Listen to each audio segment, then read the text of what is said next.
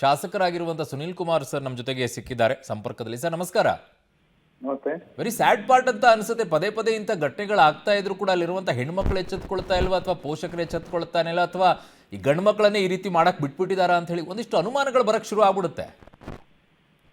ಖಂಡಿತ ಈ ರೀತಿಯಾದಂತ ಘಟನೆ ಯಾವ ಸಮಾಜವೂ ಕೂಡ ಒಪ್ಕೊಳ್ಳಿಕ್ಕೆ ಸಾಧ್ಯ ಇಲ್ಲ. ಈ ಘಟನೆ ಆಗಬಾರ್ದಿತ್ತು. ಅದರಲ್ಲೂ ವಿಶೇಷವಾಗಿ ನನಗೆ ಗೊತ್ತಿದ್ದಂತೆ ನಮ್ಮ ತಾಲೂಕಿನಲ್ಲಿ ಮೊದಲ ಬಾರಿ ಈ ರೀತಿಯಾದಂತ ಒಂದು ಘಟನೆಯನ್ನು ನಾವು ಕೇಳ್ತಾ ಇದ್ದೀವಿ. ನಾನು ಇವತ್ತು ಬೆಳಿಗ್ಗೆ ಜಿಲ್ಲಾಧಿಕಾರಿಗಳಿಗೆ ಮತ್ತು SP ಅವರಿಗೂ ಮಾತಾಡಿದ್ದೇನೆ.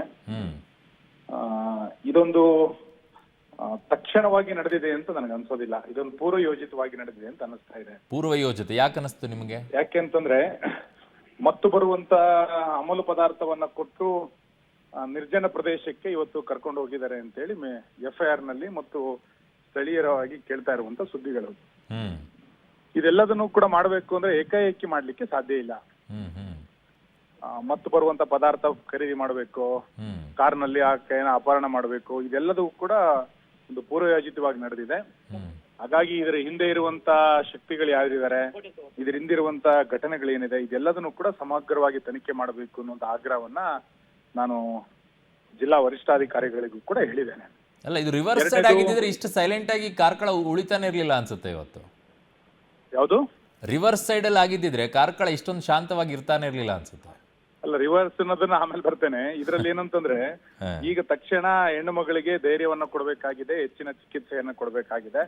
ಅದರ ಸಂಪೂರ್ಣ ಖರ್ಚನ್ನ ಸರ್ಕಾರ ಭರಿಸಬೇಕು ಅನ್ನುವಂತ ಆಗ್ರಹವನ್ನು ಕೂಡ ನಾನು ಮಾಡ್ತಾ, ನೀವು ಆರಂಭದಲ್ಲಿ ಹೇಳಿದಂತೆ ಈ ರೀತಿಯಾದಂತಹ ಘಟನೆಯ ಕುರಿತಂತೆ ದೊಡ್ಡ ಪ್ರಮಾಣದಲ್ಲಿ ಹೆಣ್ಣು ಮಕ್ಕಳು ಎಚ್ಚರಿಕೆಯನ್ನ ವಹಿಸಬೇಕಾಗಿದೆ.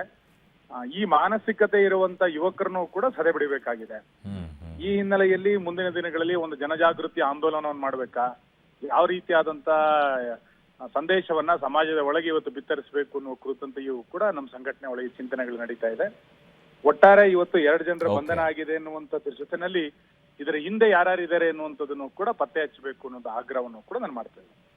ಎಸ್ ಸರ್, ಏನೇ ಹೋರಾಟ ಮಾಡಿದ್ರು ಕೂಡ ಯುವತಿಯರ ಮನಸ್ಥಿತಿ ಬದಲಾವಣೆ ಆಗದೆ ಇದ್ರೆ ಇದು ಯಾವುದು ಕೂಡ ಬದಲಾವಣೆ ಆಗಲ್ಲ ಸರ್. ತುಂಬಾ ಧನ್ಯವಾದಗಳು ನಮ್ಮ ಜೊತೆಗೆ ಮಾತನಾಡಿದ್ದಕ್ಕೆ.